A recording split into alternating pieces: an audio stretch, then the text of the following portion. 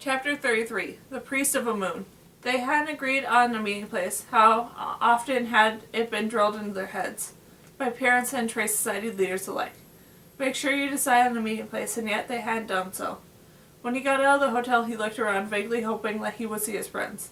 But he feared they were long gone by now, either on the way to the bus station or in the hands of the midnight sun. As he stood hesitating, wondering whether he should stay or go, he gradually realized that the eyes of the Egyptian-style living statue nearest him kept twitching, seemingly winking at Max Ernest. Seeing Max Ernest glance at him, the statue started shaking his head ever so slightly.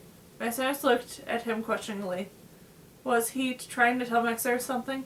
The statue kept shaking his head, but it must have been obvious that Max Ernest had no clue what he was trying to communicate. Finally, he beckoned Max Ernest closer with a slight movement of his index finger. Max Ernest walked over nervously, and then he finally going to hear from the midnight sun. And the man wasn't wearing gloves, but his hands weren't bare either. They were covered in makeup. Perhaps that was enough. Somebody across the street's been waving to you for the last 3 minutes, you blind idiot, he said. Through gritted teeth, he quickly froze his statue pose. Oh, thanks. Max Ernest looked across the street, expecting to see Castanioji. Instead, he was greeted by the very particular sight. The priest of a moon, no longer carrying their signs, now sitting on motorcycles. There was a colorful motorcycle helmets over their turbans, and black motorcycle boots under their robes. Two of the priests now had passengers riding behind them, also wearing helmets. Max Ernest recognized Castanioji by their clothes. His heart skipped a beat. His friends had been kidnapped. Well, it was only a matter of time. He knew they'd all gotten away too easily. The third biker priest motioned impatiently for him to join them. Quickly, Max Ernest examined his options. If he made a run for it and managed to escape, he would try and contact Pietro to get help. But he wouldn't know where the priest had taken his friends, or where to rescue them. Besides, what were the chances he could outrun 3 men on the motorcycles? He went for them willingly. However, he and his friends might find a better moment to escape later in the night. The 3 of them working together would improve the odds of success. He ran across the street. Get on, Zob, said the priest, gruffly from under his helmet. Their accent was thick. No, let my friends go, said Max Ernest. He knew it sounded foolish, but he figured he could get hurt if he put up a little bit of a fight. Sorry, they're coming. You can stay or go. The priest gunned his bike motor and were about to leave. Who are you? Said Max Ernest, stalling. The priest of a moon. Is that like some secret cult descended from ancient Egypt? The biker coughed under his helmet. You could say that. Max Ernest gagged. So it was true that they were an ancient order of vengeful Egyptians, who knew what kind of strange ritual tortures they'd planned. We didn't do it. We didn't touch the mummy. Max Ernest, in a rash. It was Lord Pharaoh. We know. You do? Said Max Ernest, looking at him in surprise. You're not really the priest of a moon, are you? The man shook his head. I knew there was something off about that, you guys. Now that I think of it, a moon isn't even the mummy's real name. It's just a pseudonym the museum gave him. So how could there be priest of a moon? You got me. Max Ernest eyes the biker's motorcycle gloves. Awful realization overtaking him. You're the midnight sun. The biker laughed. No, that we're not. But I'm sure they're still here any second if you want to wait. The passenger on one of the other bikes lifted his helmet. It was Yoji. Just get on, dude, he shouted. The other passengers lifted their helmets. Cass was taking us home. They're taking us home, silly. They are? Astonished, Max Ernest looked from his friends to the priest and from him. You are? Are you sure you didn't threaten them to make them say that?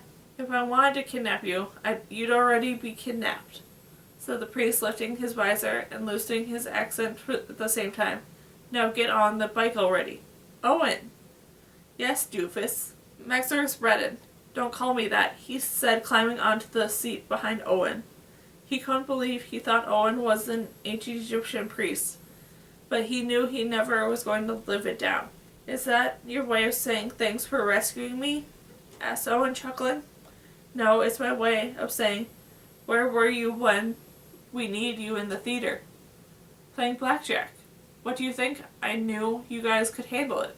Maximus slipped and pulled himself back onto the bike, trying not to think about the trip ahead. I probably don't have to tell you this was his first time on a motorcycle. He hopped on Owen's motorcycle. Riding was smoother than his car driving, but he had a sneaking suspicion that it wasn't. In front of them, the other two bikers were already pulling out into traffic. Who's driving those ones? Asked Maximus. Mickey and Maury. The clowns? No wonder they were playing blackjack. I'm surprised you even got them out of the casino. Here, wear this. Owen handed Maximus a helmet like the ones the others were wearing. Cass's mom is going to kill her, said Maximus, putting on the helmet. She hates motorcycles. She works in the insurance industry, so she knows what she's about accident statistics.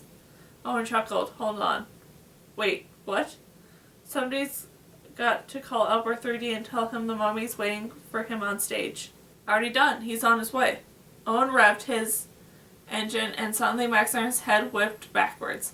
Just as Maximus was about to sail off in the back of the bike, he reached around Owen's waist and grabbed the priestly robe. Maximus' palms were sweaty. He could feel the wind rushing by. They were off, and he was terrified.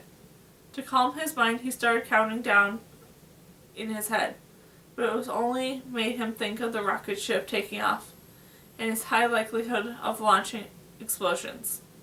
He tried to imagine a peaceful force scene instead, but in a flash the force was consumed by fire, and the fire sparked, of course, by a motorcycle accident on a mountain highway. Yet he reminded himself, as long as he was afraid, he was still alive. But then, why was it so dark? It took him a few seconds to realize that his eyes were closed. Tentatively, he opened them. The bright lights of Vegas Strip passed by in a dizzying blur, and if they had entered the warp speed and were shooting through the entire galaxies in a matter of seconds. Moments later, they were flying through the dark, cold desert. It was what was feeling the most abducted aliens, he thought. Terrifying, yes, but grand. He wouldn't have traded it for the world.